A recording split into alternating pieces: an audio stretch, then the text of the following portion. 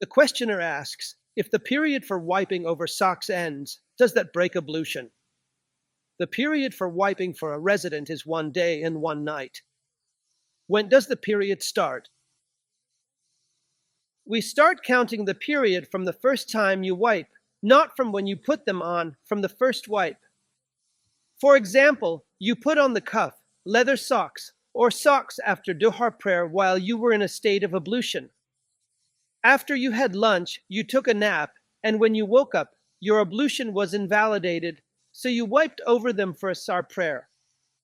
You can pray 5 prayers with that: Maghrib, Isha, Fajr, Duhar, and asar of the next day. After that, you can no longer wipe over them. For a resident, it is 1 day and 1 night, as mentioned in several ahadith, including the hadith of Ali bin Abi Talib, may Allah be pleased with him.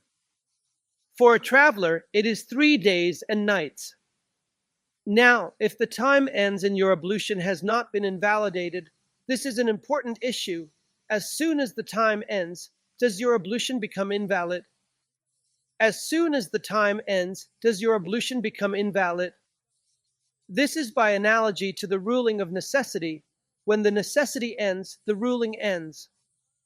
Because wiping is allowed out of necessity. Why is wiping allowed? Wiping is allowed out of necessity.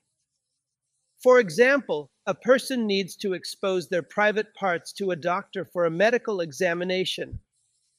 Once the examination is done, the necessity is over, and they must cover themselves immediately. They can't just stay uncovered. Similarly, a traveler is allowed to shorten prayers out of necessity. Once their journey ends, they can no longer shorten their prayers. The necessity is over.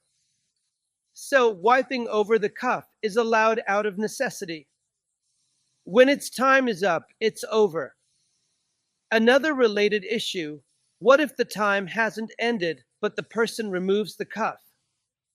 For example, someone wiped after asar prayer and prayed Maghrib and Isha with that wiping, then slept, woke up for Fajr, wiped again, went to work, made ablution for Duhar, wiped again, and then after Duhar decided to take off the socks or cuff. He says, my ablution isn't invalid, I didn't pass wind, I didn't sleep, I didn't faint. We say, your ablution is immediately invalidated according to the majority of scholars, including the 4 Imams, Abu Hanifa, Malik, and Shafi.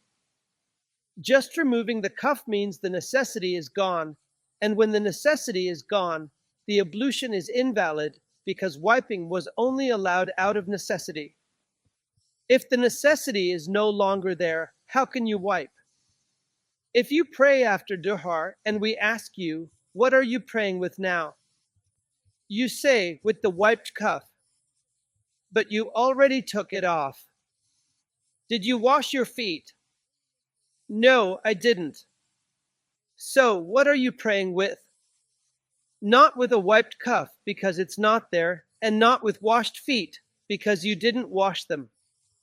Some of our scholars, including Shaikh ibn Uthaymin, may Allah have mercy on him, held the view that if a person removes the cuff and their ablution hasn't been invalidated, then removing the cuff does not invalidate the ablution. But this opinion goes against the view of most of our scholars, like Sheikh Ibn Baz, Al-Albani, Sheikh Abdul Mohsen Al-Abad, and others.